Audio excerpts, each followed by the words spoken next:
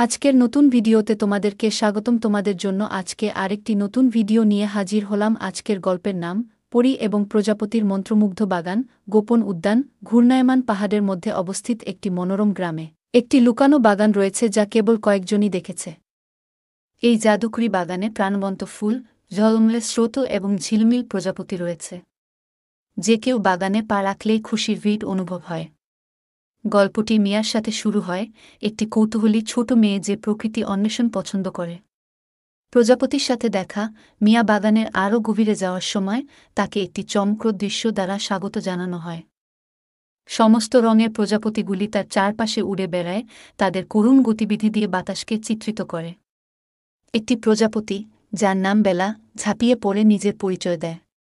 বেলা ব্যাখ্যা করে যে বাগানটি একটি জাদুকরী জায়গা যেখানে প্রজাপতি এবং পরীরা মিলেমিশে বসবাস করে। পরীর সমাবেশ। মিয়ার হাসি বাগানের পরীদের দৃষ্টি আকর্ষণ করে।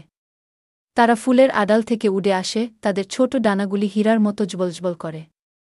তাদের মধ্যে লীলা, দয়ালু পরী, যিনি পরী সম্প্রদায়ের নেতা।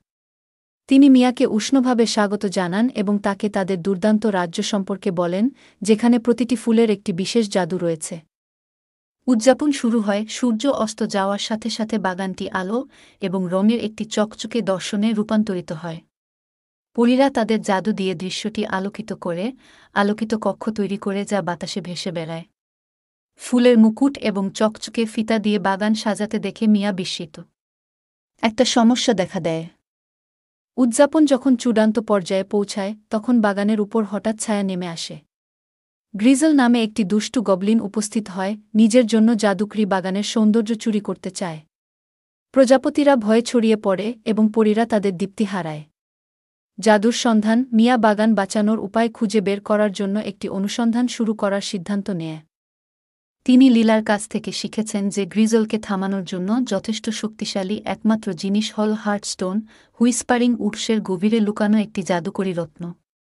বেলা, লীলা এবং একদল সাহসী প্রজাপতি মিয়ার সাথে তার যাত্রায় যোগ দেয়।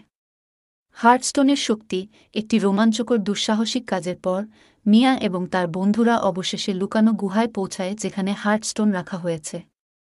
ভিতরে তারা রত্নটিকে একটি স্পন্দনশীল আলোতে জ্বলজ্বল করে ঝিলমিল স্ফটিক দ্বারা বেষ্টিত।